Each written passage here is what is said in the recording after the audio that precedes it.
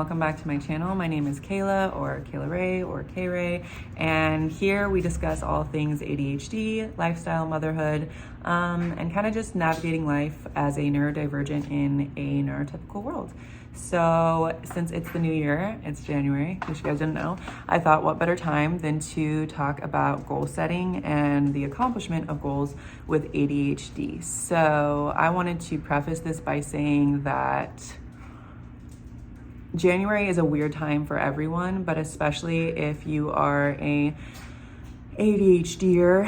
I feel like this time of year can be very challenging for us. On the one hand, it's almost like a neurological high because we're really creative, right? We love goal setting. We love big, impossible dreams. And this is the time of year where it's like encouraged and funneled, and there's all this marketing put into it, and consumerism drives it, and neurotypicals are very vocal about their goal setting this time of year. And we love that. So it kind of like empowers us. We feel super excited and we come up with like 30 different ideas. And it's also almost validating because neurotypicals typically fall off the wagon this time of year too. So we feel like we're not alone. Other times of the year, if we try and goal set and we fall off, we feel kind of like shame and guilt. But this time of year, only like 9% of people actually follow through on their New Year's goals. So it kind of gives us like an easy out, if you will. But that's very short-lived because then the neurotypicals get their lives together and suddenly start, buying houses and having children and accomplishing workplace goals. And we're still in the same exact place we've been in for the last year, 2 years, 3 years, 5 years. Not to be depressing, but until you start learning how to get on top of your ADHD, that's how it feels. Up until recently, I felt like I've been living the same exact year over and over and over and over again, and it felt pretty hopeless. So I want to encourage you to just kind of forget that it's January, forget that it's the new year. Don't fall into the same pattern of setting a million goals just because it's a new year. And instead, just try and be reflective and set goals like it's July, okay? We'll just pick a different month. Just because I think that headspace of January, new year, new me gets pretty toxic and challenging for us as a people group in general. So yeah, that's my disclaimer. I don't know. I want to talk about goal setting in general, and more so than goal setting, but accomplishing those goals and what it takes to follow through on those goals, because I don't think neurodivergents really need help coming up with goals or setting goals. We're really great in that arena. Where we struggle is the follow through. And I wanted to talk a little bit about the why behind that. The big bad why is executive function. Understanding what executive function actually is, understanding what executive dysfunction actually is a huge deal when it comes to understanding why those with ADHD struggle with setting it, accomplishing their goals. So I went on Google and looked at the actual definition of executive function, and it said this: executive function is a set of cognitive processes that are necessary for the cognitive control of behavior, i.e. selecting and successfully monitoring behaviors that facilitate the attainment of chosen goals, or in layman terms, habits. I think the saying is change your habits, change your life, right? Or control your habits, control your life.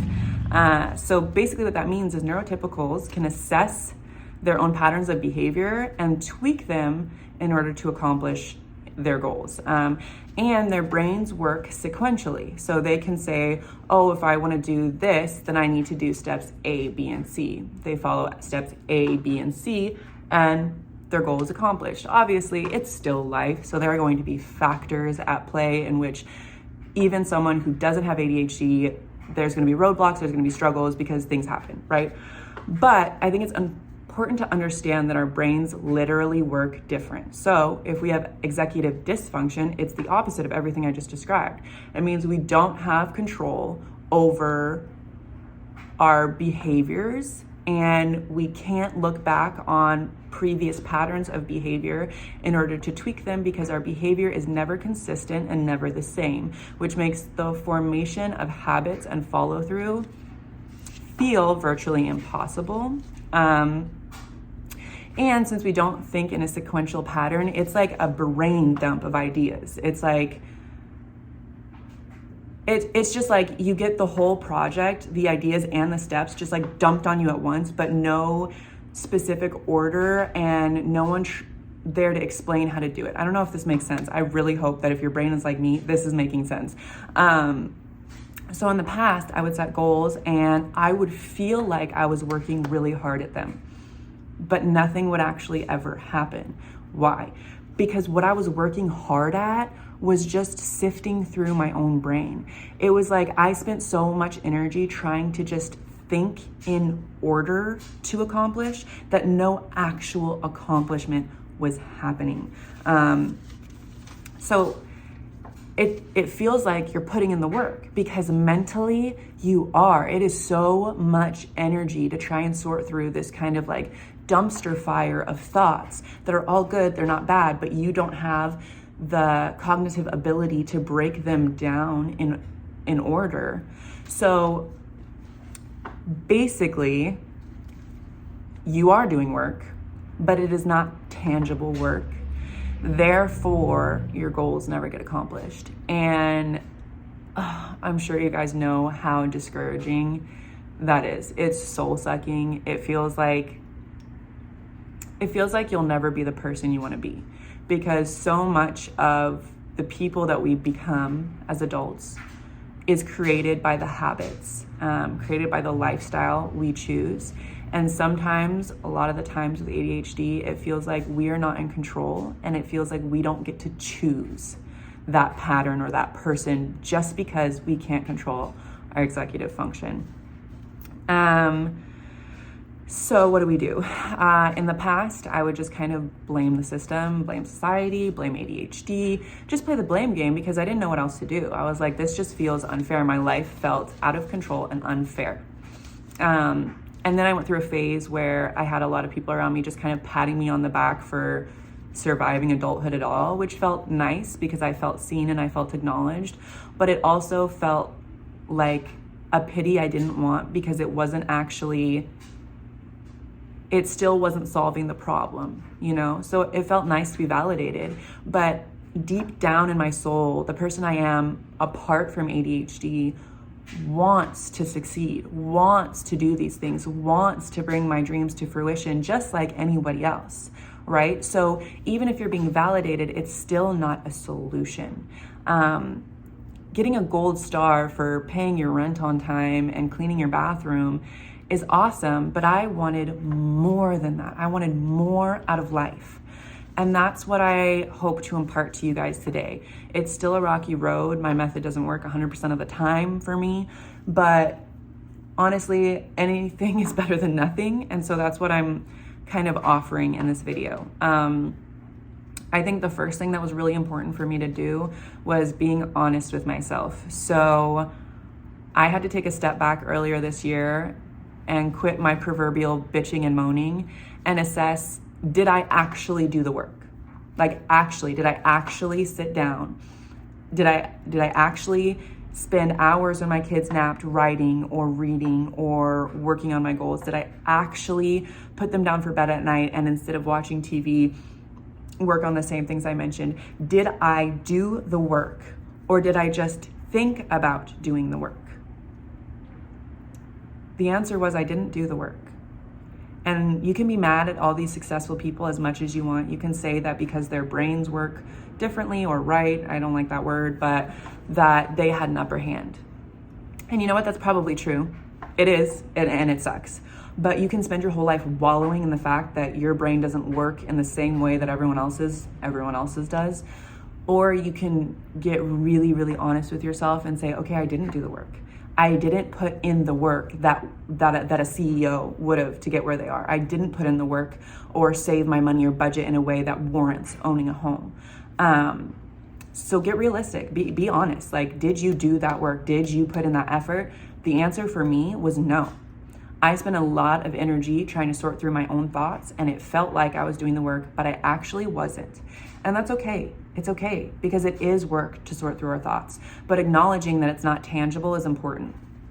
So And I also think, on a side note, it is important to acknowledge that it may be easier.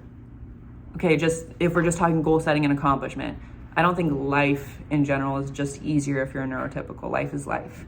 But acknowledging that this whole process as a neurotypical is easier, I think is important. It's good to feel validated, to acknowledge that this is a challenge for us. Also recognize that not all neurotypicals do accomplish their goals. There are people who never accomplish their dreams and there's nothing going on with their brain. They just don't, okay? They just gave up or they chose an easier way of life, whatever, okay? So we're not completely alone. And also recognizing that we live in a society that has systems that were set up by and for people who aren't like us, who don't think like us, who are neurotypical, right? But recognizing that and then figuring out a way around it. We need to problem solve, people, okay? Just because the world wasn't set up for us doesn't mean that we get a free pass to just wallow in that. Instead, find things that work for you. Break down the walls. There are some really incredible people who have ADHD who lead incredibly fulfilling lives. And that is my goal here. I just want to be fulfilled. I don't care. Like, yeah, it'd be awesome if the bills are paid, but I just want a life that I'm so proud of. And we can have that life. We just need to figure out what works for us. So now that I've said all that, this is the nitty gritty behind what I do when I want to set a goal and accomplish it. So the first thing is I specify. I mentioned earlier in this video that there are still times where I'll set like 12 to 15 goals. And oftentimes they tie in to like one bigger idea or like they could work together, but I'm one person. And if I'm talking about doing actual work, especially with ADHD, am I gonna be able to do the actual work behind 15 different goals, regardless of whether or not they tie into each other? The answer is no. I'm here to tell you the answer is no. It doesn't mean that they're not good ideas. It doesn't mean that they couldn't potentially work. It just means that no person can accomplish 15 different goals at the exact same time. And that's part of the lie that ADHD tells us, is we're so full of good ideas and we're so sporadic and all over the place that we're like, yes, I can divide my focus between 15 different things, which is also part of our superpower because we can. We just cannot do it for an extended period of time or to the point of fruition, right? Of getting it done. I don't know if I used that right. Whatever. So we're getting specific. I don't let myself set more than 3 goals. Even if I'm getting really excited about something, I may jot it down in a different notebook and put it away. Because no, 3 is my max, okay? And amongst those 3, there is 1 that is my big goal for the whole year. And listen, people, if you accomplish those 3, then you can add more. But we are not adding more until they are literally in our hand, physically done, okay? So I do 3 and then I set 1 big one. Okay, and then my second is I put visuals everywhere because out of sight, out of mind is so real with us. If I even close the notebook that I wrote my ideas down in, they're gone. It doesn't matter if the notebook is out, they're gone, okay? So my big goal, I put everywhere. I put it on my walls, I put it on my mirrors, I put it in my car, I put it on my lock screen on my phone. My big goal is everywhere until it's done, okay? And then my 2 goals, other goals, typically tie into the big goal, but sometimes you have a lot of eggs in your basket and that's not always reasonable. Like one of my goals ties into motherhood more so than other things, but I still need to do it because it's for my kids, you know? So specific, visualize, and then the last one is simplify. So a lot of my goals in the past have been like huge, like getting 1 million followers on YouTube in like a year. You know what I mean? Like, it's just like not reasonable for anyone. And because it's unreasonable, it almost is excusable when you fail. So we need to simplify, dumb it down, make it way, way, way easier to accomplish. So like one of my goals in the latter half of last year was to just do 1 load of dishes every day. That was my big 3. That was in my big 3. It was not the biggest one, but it was in my top 3. A load of dishes every day. That's it. And it feels, especially when you are so full of good ideas, it feels like such a letdown to set that kind of goal. You know what I mean? Because you're like, dang, like, am I not capable of bigger goals? You are, but you need to build, right? And you need to set the foundation to build. This is what neurotypicals do when they set goals or when they make habits. They stack, they habit stack until they can get to the big goal. We don't know how to do that. So we need to learn how to do that. And the way we learn how to do that is just one step at a time. Don't try and look at the whole picture, just do one thing at a time. So being really simplistic about your goals helps you get there. So that's how I set goals. I don't know if that made sense. I don't know if it was helpful. I don't know if you were able to sit through a 16-minute long video of me just talking. Chances are probably not. But just to summarize, when I goal set, I specify, I can't even remember. I'm like looking down at my notes. I swear I do this in real life. Specify, visualize, simplify. Okay, you got your 3, you got your big.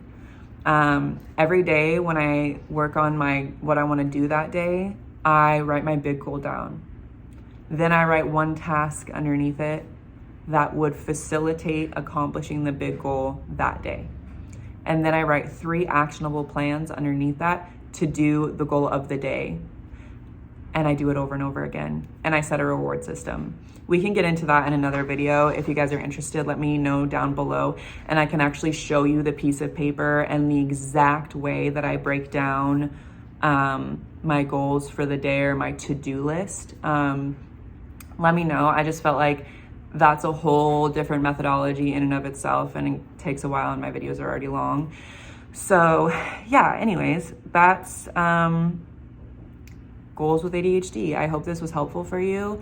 Let me know if there's other subject matter you would be interested in. I hope this was helpful, and good luck in the new year, you guys. We can do this. We can live amazing, peaceful, accomplished, fulfilling, joyful lives, okay? We just have to approach it a little bit differently, and that's okay.